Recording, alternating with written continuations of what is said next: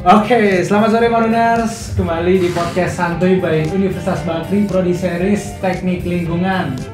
Buat teman-teman yang udah join, terima kasih buat nempatin waktu udah di sore ini buat nimbrung bareng dengerin kita bincang-bincang di podcast Santuy. Nah, kali ini depan saya ada guest star yang cantik nih. Siapa Mbak namanya Mbak? Rani. Rani dari Teknik Lingkungan Universitas Bakri. Universitas Bakri. Udah semester berapa? Udah selesai sebenarnya. Oh, udah selesai. Tapi lagi nungguin wisuda. Nungguin wisuda. Iya. Oke. Kenapa teknik lingkungan? Kenapa ya? Jadi emang pribadi sih lebih ke suka lebih suka ilmu tentang alam. Lalu kalau dipikir kayaknya kalau kedokteran kurang menantang ya. Karena okay. Sukanya di lapangan kerjanya, sukanya yang di ruangan terbuka gitu. Akhirnya teknik dan cari tahu teknik apa, dapatlah teknik lingkungan. Terus untuk teknik lingkungan di Jakarta itu memang agak susah sebenarnya cari kampusnya, dan akhirnya memilihlah Universitas Bakri dengan dibandingkan dengan universitas lainnya gitu. Oke, keren. Terus berarti udah total berapa semester nih di Universitas Bakri? 8 semester. Dari semester 1 sampai 8 tuh belajar apa aja sih di teknik lingkungan? Sebenarnya kalau anak TL itu bercandaannya kita tuh kayak avatar. Avatar, oke. Jadi pelajarin banyak, kita pelajarin air, pelajarin udara, pelajarin tanah. Api juga berarti? Ada api okay. Juga ada. 4 elemen ya? Jadi emang ya bisa dibilang kayak avatar lah ya. Itu kayak berarti matkulnya kayak kita simple dalam kehidupan sehari-hari itu belajar buat apa gitu? Oke, gini. Kalau misalnya dalam kehidupan sehari-hari itu yang paling sederhana, misalnya pasti di rumahnya pakai pam kan? Make. Nah, itu kita yang mikirin ngelolanya gimana karena pam itu awalnya itu kan dari air sungai. Nah, nanti air sungai itu kan pasti kualitasnya nggak selalu baik kan, kayak lihat aja Ciliwung kualitasnya kayak gitu kan. Nah, itu kita yang akan anak teknik lingkungan yang bakalan ngolah gimana caranya supaya dia kualitasnya itu sesuai untuk dikonsumsi sama manusia kayak gitu. Itu salah satu contoh sederhana. Bisa juga kayak sebenarnya kayak Bantar Gebang, sampah banyak, itu udah tertimbun sampai tinggi. Nah, terus kalau misalnya pertanyaan simpelnya, ya terus kalau misalnya udah ketimbun tinggi terus gimana, mau kemana lagi sampahnya? Nah, itu kita yang mikirin solusinya, apakah pakai teknologi atau bikin cara-cara lain supaya gimana caranya sampah itu ujung-ujungnya nggak ke tempat pembuangan akhir kayak gitu sih. Itu salah satu contoh sederhana aja. Berarti sesuai dengan tagline Universitas Bakri nih, experience the real thing. Oke. Berarti teknik lingkungan experience the real thing-nya tuh kayak gimana berarti? Experience the real things-nya salah satu contohnya sering ke perusahaan dan industri sih sebenarnya. Kayak misalnya selama aku kuliah, kayak nggak kehitung deh berapa kali ya. Karena banyak nih. Banyak. Setiap semester itu pasti ada kunjungan 2 atau 3 kali ke suatu tempat. Seperti tempat industri pengolahan limbah B3. Itu salah satu contoh, atau ke PDAM juga, itu mah nggak usah disebutin ya PDAM karena sering dan emang karakteristik dari setiap PDAM itu beda-beda. Terus kemana lagi ya yang seru-seru? Ke ini yang buat bencana, apa ya namanya, lupa. Itu loh BMKG, kita ke BMKG. Ya yang hal-hal kayak gitulah. Serunya tuh ya kita lihat gitu aslinya kayak gimana, dan sebenarnya kunjungan ke tempat. Jadi sebenarnya kalau IPA itu kan agak pelajaran IPA itu sebenarnya susahnya adalah kita nggak bisa ngebayangin nih nanti implementasinya kayak gimana sih gitu. Kita belajar matematika, hitungan susah, terus kayak emang apa gunanya gitu. Nah, kalau di Universitas Bakri dengan kunjungan kayak gitu, itu bikin kita, ternyata kita belajar A gunanya untuk ini loh, belajar B gunanya untuk itu loh. Itu sih sebenarnya yang nilai plusnya, jadi nggak bingung gitu. Terus kalau kan udah dari 8 semester nih total, bisa nggak sih cerita kayak dosen terus fasilitas di Tekling ini itu sangat membantu kita tuh mahasiswa teknik itu untuk belajar di Tekling itu, membantu kayak gimana gitu misalnya? Oke. Kalau misalnya dari dosen dulu kali ya, sebenarnya dosen-dosen TLK UB itu emang sangat membantu sih. aku sedikit cerita aja dengan perjalanan tugas akhir. Tugas akhir, oke. Karena kan aku sebenarnya tugas akhirnya itu awalnya nge-lab. Jadi aku harus nge-lab, lalu abis itu ada gangguan pandemi yang semua orang mengalami itu kan. Jadi kebetulan nge-labnya itu di Bandung, nggak bisa dong. Jadi maksudnya gimana? Nggak bisa keluar kota dan nggak bisa kemana-mana juga. Maksudnya lab juga ditutup. Akhirnya mau nggak mau kalau misalnya mau lulus tepat waktu harus ganti topik. Nah kalau dari ganti topik itu ya gimana sih namanya mahasiswa akhir yang udah aku soalnya nekunin tugas akhir itu tuh udah selama 6 bulan. Terus 6 harus di-stopin. 1 semester? Aku dari semester 7 ngurusinnya. Wow. Jadi ya maksudnya 6 bulan udah selesai dan akhirnya ya gimana pasti putus asa ada dong. Nah dosen-dosen itulah yang ngebantu bener-bener semua dosen di di TLK UB itu tuh emang bener-bener ayo Rani kamu bisa, ayo bisa. Jadinya karena bisa itu maksudnya karena dukungan itu dari dosen-dosen ya udah dan bener bisa dilakuin. Jadi supportnya itu sangat besar sih sebenarnya kalau jadi bukan semata-mata cuman pelajarin tentang mata kuliah aja gitu. Jadi secara dibantuin juga kayak misalnya selesaiin coba kamu pas magang dulu misalnya kamu daftar ke sini. Dulu magang di mana? Magang di salah satu industri pengolahan limbah B3 itu yang pertama. Nah sekarang magang juga magang juga gitu. Oke, ini kan kita lagi ditonton sama Marooners, berarti pasti ada calon mabanya. Calon maba yang mau masuk teknik lingkungan. Coba ceritain satu aja pengalaman yang seru deh di selama perjalanan karir di Universitas Bakri, terutama di teknik lingkungan ini. Jadi gini, buat adik-adik, buat Marooners, tuh. Ini buat Marooners ya, yang emang sebenarnya pasti bingung sih, karena teknik lingkungan kalian harus cari tahu banyak dulu buat teknik lingkungan untuk saat ini, karena teknik lingkungan kan bisa aku akuin tidak terkenal yang lain-lain lah, maksudnya prodi yang lain-lain, tapi kalian gak usah khawatir karena emang tenaganya teknik lingkungan itu bener-bener lagi dibutuhin banget. Salah satu contohnya ya udah gitu, aku udah selesai dan langsung gak pakai masa tunggu. Jadi kalau Marooners-nya ragu nih kira-kira masuk gak ya TLK UB, masuk aja, nanti banyak yang bisa kalian pelajarin, terus tingkat kekeluargaannya pun sangat besar. Ya enjoy aja di sini. Nanti kalian harus ngerasain langsung. Iya, FYI nih buat calon-calon mahasiswa Bakri. Kan tadi Kak Rani udah bilang nih masa tunggunya itu bahkan kurang dari sebulan ya? Iya, kurang dari sebulan. Nah, persentase lulusan Bakri itu 84,7% itu masa tunggunya 0 bulan buat kerja ketika udah lulus dari Bakri. Jadi buat yang masih ragu-ragu buat masuk Bakri bisa langsung aja daftar di Smart Bakri atau di web karena kita masih buka. Oke, kira-kira kalau teknik lingkungan nih, kedepannya tuh peluang kerjanya itu apa aja?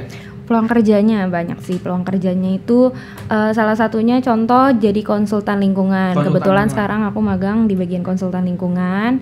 Bisa juga jadi HSE. Kalau HSE itu apa? HSE itu Health Safety Environment. Jadi kalian itu di bagian kesehatan dan keselamatan kerja, memastikan gimana segala yang di tempat kalian kerja itu aman dan tidak membahayakan pekerjanya. Bisa juga kalian kalau misalnya sukanya neliti jadi peneliti bisa. Untuk kerjanya di mana, Bapedal atau KLHK itu karena memang masih membutuhkan banyak. Bisa juga kalian jadi konsultan manajemen bencana karena TLK UB ini juga concernnya lumayan besar untuk di bagian manajemen bencana, tapi dari sisi lingkungannya karena itu jarang banget untuk memperhatikan itu, dan itu salah satu nilai plusnya menurut aku. Terakhir kalian bisa di non-government organization. Jadi yang kalau misalnya jadi kalau misalnya kalian suka jalan-jalan, kan biasanya kan anak-anak muda tuh sukanya jalan-jalan tapi sambil kerja. Iya, pasti traveling, ketemu budaya baru. Nah, itu kalian masuknya ke NGO kayak gitu. Nah, stigma apa ya? Kayak bahasa sederhananya gimana ya? Kayak mahasiswa-mahasiswa gitu atau bahkan calon mahasiswa mikir teknik lingkungan ini pasti hubungannya kerjanya ntar sampah. Nah, itu udah tahu. Kalau nggak sampah, kotoran. Itu bener nggak sih? Gini Marooners. Sebenarnya nggak bisa dipungkiri karena orang tua saya sendiri dulunya juga kayak gitu mikirnya. Oke. Dan Aku kasih contoh aja kali ya biar lebih enak, karena kan sebenarnya sekarang ini aku magangnya di jasa pengelolaan sampah. Tapi aku nggak sama sekali nggak ngelihat sampah, sama sekali tidak menyentuh sampah. Yang jatuhnya emang aku sebagai konsultan gimana caranya nyentuh otak aja sih mikir sebenarnya. Baca-baca research kayak gitu untuk menentukan nanti kebijakan seperti apa yang bagus. Lebih ngarah bikin kebijakan gitu. Iya, jadi kayak sebenarnya nggak ada pengelolaan nih. Misalnya gini, ada sampah tapi nggak tahu gimana cara dikelolanya. Nah itu aku yang cari tahu, ambil datanya itu pun bukan aku yang ambil, jadi adalah pihak lain. Nah nanti itu aku olah dan gimana caranya, baiknya kayak gini nih, banyak jenis sampahnya kayak gini. Emang sebenarnya iya ngurusin sampah, tapi nggak yang bau-bauan juga, Maruners. Nggak yang kayak gitu juga.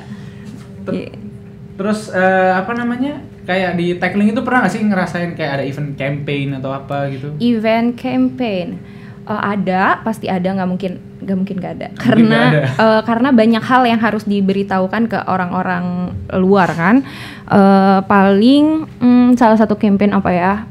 Aku pernah ngikut waktu itu campaign untuk air wudhu. Kan air wudhu itu sangat keluarin air yang sangat banyak ya, maksudnya. Nah itu ada teknologinya. Itu salah satu concern kita juga, gimana supaya saat kita wudhu itu nggak ngebuang banyak air.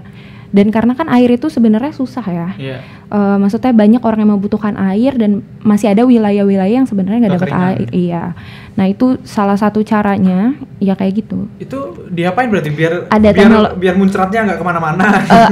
Jadi sebenarnya kan biasanya orang itu pasti ngebuka keran air tuh yang langsung gede. Nah itu ada kayak sebenarnya kayak penahannya untuk si jalur airnya itu supaya dia bisa dikontrol gitu. Jadi keluar debit airnya keluarnya seberapa banyak. Itu salah satu kampanyenya. Kayak atau enggak campaign sederhana pisahin sampah, itu yang paling sederhana. Ayo pasti belum misahin sampah kan? Belum. Antara organik dan anorganik itu contohnya juga campaign. Tapi kira-kira efektif gak sih campaign gitu? Efektif banget sih. Waktu itu sempat juga ada di kampus kita sendiri, ya itu milah sampahnya. Dan sebenarnya ada juga mata kuliahnya tuh kayak gimana caranya. Jadi teknik itu sebenarnya nggak cuman semena-mena ngitung, mikir, tapi kita juga harus bisa menyampaikan ke orang gitu.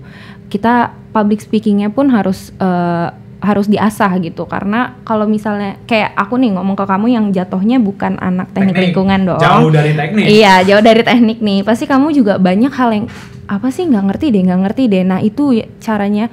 Tugasnya dari anak teknik lingkungan juga menyampaikan dengan bahasa sederhana supaya campaign kita tuh bisa nyampe. Dan dibilang efektif itu tergantung dari gimana cara orangnya berbicara. Dan sejauh ini yang aku rasain alhamdulillah sih ada yang efektif, tapi ada yang agak susah ya. Oke, dengar kalau di tackling atau teknik lingkungan Universitas Bakri ada matkul di jurusannya kakak, itu manajemen material dan limbah beracun dan berbahaya. Itu bener apa enggak? Iya itu bener. Itu belajar apa aja sih? Jadi kita pelajarin tentang limbah B3 sebutannya. B3 itu apa? B3 bahan berbahaya dan beracun. Oke. Jadi itu ada jenisnya, ada B3, ada limbah B3-nya. Jadi itu tuh kayak bahan-bahan yang emang dia tuh bisa membahayakan makhluk hidup lah istilahnya gitu. Sederhananya seperti itu. Nah kita pelajarin karakteristiknya seperti apa, terus abis itu gimana cara ngelolanya, karena nggak bisa sembarangan dan ada peraturannya juga gitu. Di setiap negara itu punya peraturannya masing-masing tentang si B3 ini. Mantan B3 nggak? Enggak. B3 tuh contohnya kalau sampah B3 rumah tangga batu baterai. Batu baterai itu termasuk sampah B3. Kenapa berbahaya? Karena dia itu beracun, itu B3 itu atau enggak contoh kosmetik deh, bekas tempat kosmetik. Kosmetik. Ya Allah nih. Itu kayak dia itu pokoknya bahan-bahan itu biasanya kalau yang dari rumah tangga tuh rumah ya. Dari rumah itu dia sifatnya tuh korosif. Kalau nggak korosif itu dia bisa meledak. Kosmetik meledak? Nggak selalu kosmetik. Okay. Karena banyak nih jenis-jenisnya. Nah, tapi karakteristiknya biasanya kayak gitu. Tapi kalau lihat dari peluang kerja, pasti Maruners kan sekarang mikirnya, ayo aku kuliah mau yang kerjanya jelas gitu.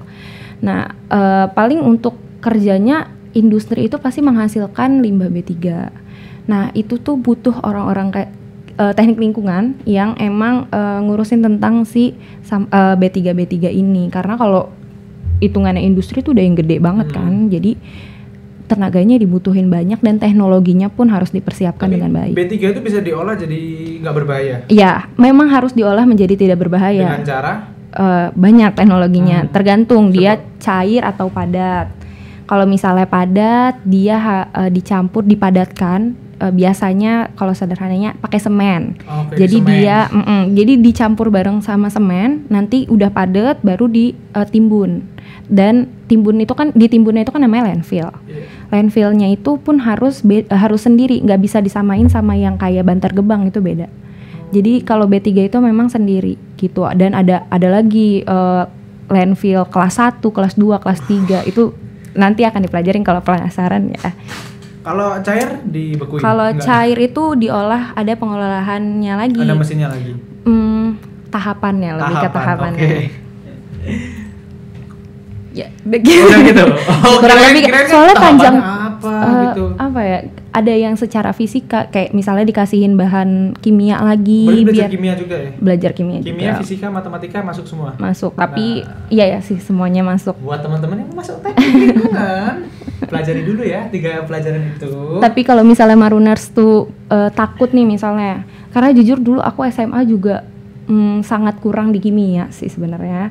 Tapi karena kuliah masuk lagi dari awal dan diajarin sama dosen-dosennya dan cara penyampaiannya pun baik, jadi ya udah dasarnya dapet lagi gitu. Jadi nggak perlu takut kayak dulu aku nggak bisa Kak kimia gitu. Sebenarnya aku juga nggak nyangka sih kalau teknik lingkungan itu ada kimianya gitu. Ternyata banyak banget, banyak banget kimianya. Tapi ya itu sebenarnya ternyata mungkin SMA kalian gak suka tuh karena kalian belajarnya banyak mainnya dan cara penyampaiannya mungkin gak yang terlalu Nah kalau di TLKUB tuh cara penyampaiannya ya asik sih sebenarnya dan kayak rasa ingin tahunya kalian tuh jadi banyak gitu sebenarnya kayak gitu sih. Jadi nggak usah takut kalau misalnya kalian nggak bisa. Udah pasti kalian bisa, aku aja bisa gitu. Oke, sebelum lanjut buat Maruners, terutama buat camaba yang nonton, kalau misalnya ada pertanyaan bisa langsung di komen, tanya aja, nanti pasti akan dijawab oleh kakak satu ini, yang gestar cantik kita satu ini. Jangan takut, pokoknya tanya aja, nggak ada yang salah. Nah, buat kalau mau tanya-tanya tentang informasi admisi juga bisa langsung DM ke @smartbakri. Oke, lanjut lagi Kak. Kan banyak mata kuliah yang menarik nih di teknik lingkungan. Salah satunya juga ada penyediaan air minum.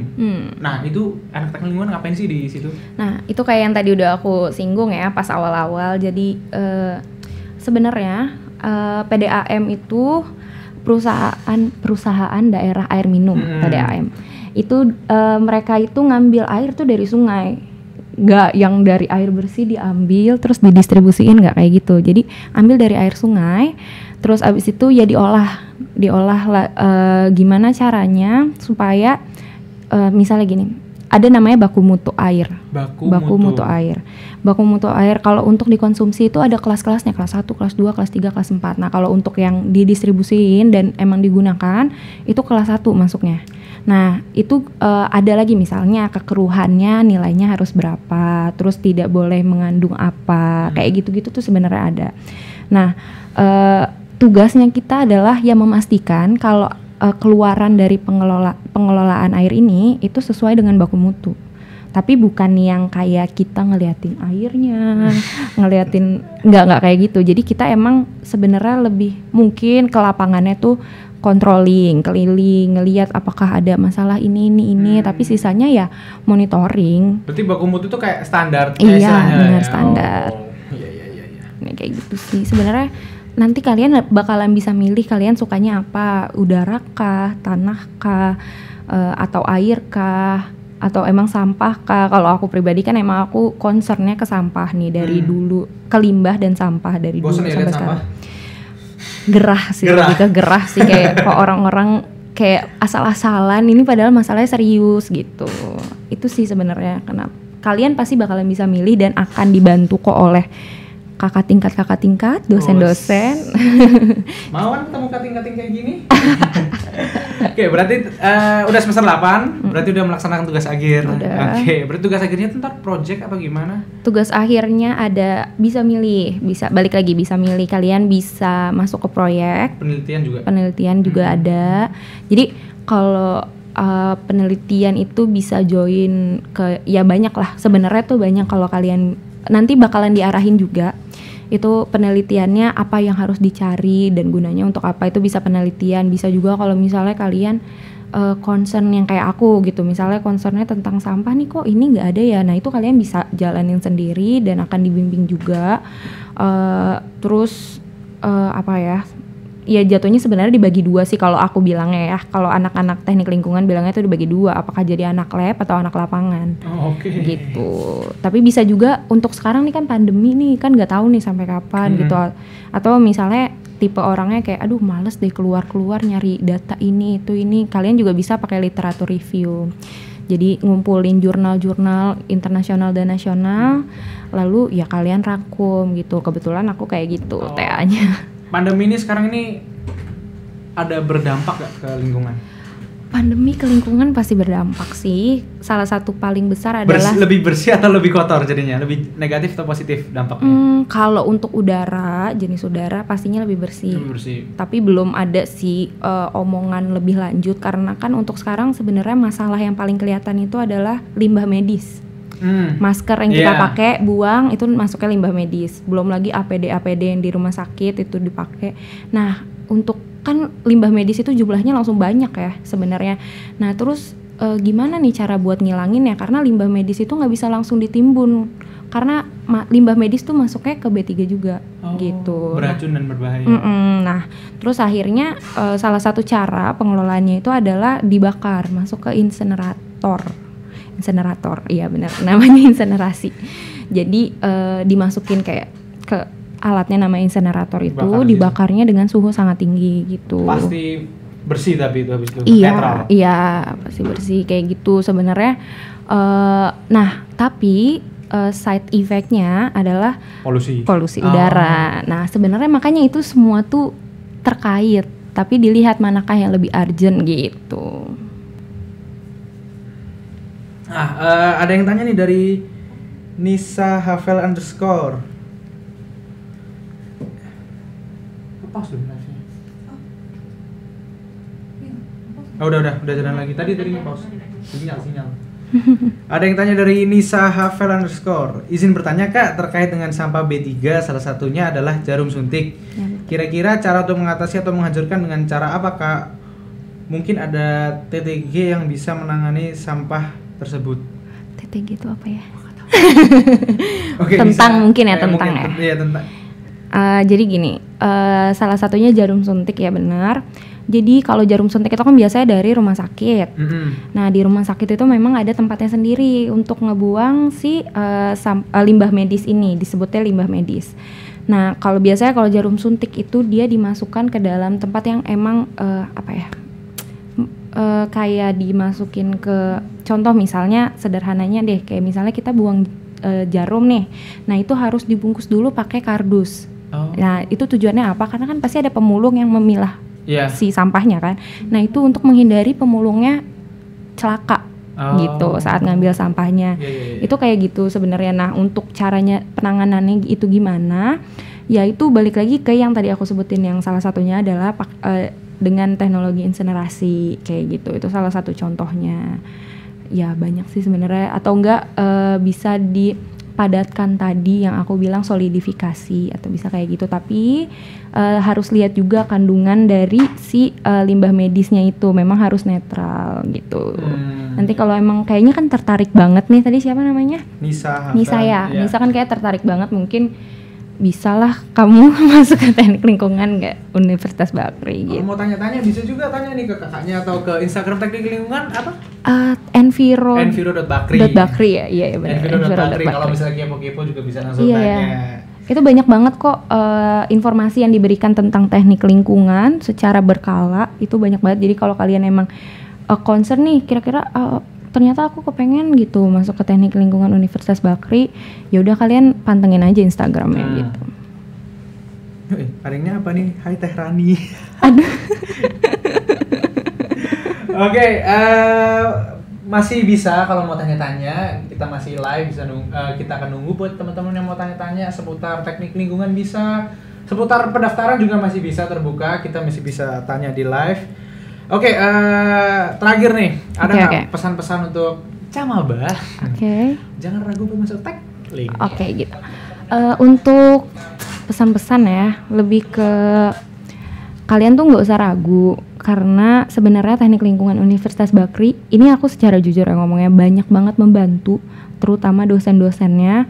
Walaupun misalnya awalnya bingung nih, kayak aku bakalan kayak gimana ya, itu pasti bakalan terus diberikan informasi-informasi yang memang berguna gitu. Jadi saat kalian udah selesai, kayak contohnya aku udah selesai skripsi, udah tahu spesifiknya mau kemana, mau ngapain, itu tuh udah ada. Jadi kalian gak usah ragu, dan lapangan kerjanya itu sangat luas banget gitu. Iya. Jadi semua perusahaan pasti ngebutuhin kok tenaga teknik lingkungan kayak gitu. Jadi buat Maruners jangan sampai ragu untuk masuk ke Teknik Lingkungan Universitas Bakri. Dengerin tuh. Oke, kayaknya ini sudah di penghujung podcast. Oh, ada pertanyaan ya? Bentar ya, ada pertanyaan dari Revaldo Gumai. Apakah Gamtek di Tekling berbeda dengan Gamtek di prodi lain? Oh, oke. Gamtek ini buat kakaknya nggak tahu ya kayaknya. Jadi buat teman-teman yang nggak tahu juga, buat Maruners yang belum tahu Gamtek itu gambar teknik. Jadi gambar teknik itu kalau di Teknik Lingkungan sebenarnya tuh gambar teknik itu sama, cuman apa yang digambar sih lebih kemana. Nah kalau misalnya di Teknik Lingkungan ngegambarnya yaitu instalasi pengolahan limbah, pengolahan air, atau enggak contoh sederhana yang paling awal dasar banget yang kalian harus gambar adalah septic tank. Itu salah satu contoh, karena sebenarnya kalau kalian mikir septic tank kan cuman buat nampung kotoran manusia gitu. Sebenarnya itu ada kok syarat-syaratnya, dan kayaknya kalau kalian tahu misalnya nih septic tank tuh harusnya yang kayak gimana. Kalau misalnya septic tank contoh jaraknya nggak nyampe 10 meter dari sumber air di rumah kalian, terus itu ternyata bisa meresap gitu, merembes ke sumber air kalian. Nah itu kalian kalau mikir kayak gitu pasti geli juga, jijik juga kan. Maksudnya itu juga berbahaya lah ya untuk si penghuni rumah tersebut. Makanya banyak kok, jadi sebenarnya banyak hal-hal yang menurut kalian itu sepele, yang menurut Maruners mungkin sepele pada awalnya, nanti pas kalian pelajarin, oh iya ternyata gini ya, supaya salah satu baiknya juga ya kalian akan menjadi lebih sehat. Kayak gitu. Tapi jadi aku penasaran nih, pernah nggak sih ngolah kotoran manusia? Ngolah nggak pernah. Oh, nggak pernah. Itu kalau nggak salah bagiannya apa ya, kesehatan masyarakat mungkin ya. Gitu. Kalau kirain juga ikut mengolah. Enggak sih, kita gitu. Lebih ke secara keseluruhan itu udah diinstalasi gitu. Iya. Oke, buat Maruners makasih karena udah berbincang, ikut sama kita bincang-bincang di sore ini ya. Kita udah sampai di penghujung acara, udah jam 5. Makasih banyak udah mau nonton. Makasih juga Iya, makasih juga. Aduh, MC-nya mantap nih.